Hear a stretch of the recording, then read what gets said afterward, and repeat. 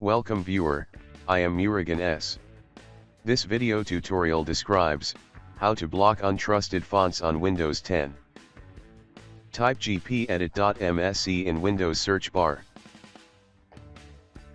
Click Edit Group Policy.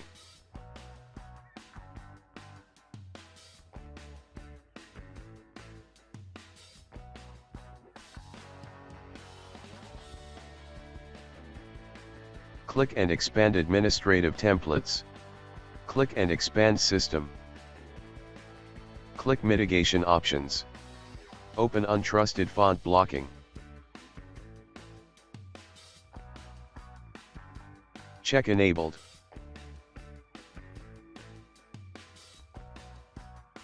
Select Block Untrusted Fonts and Log Events.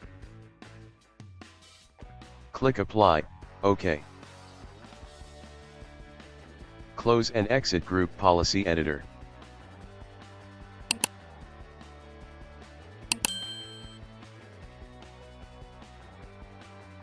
Restart system.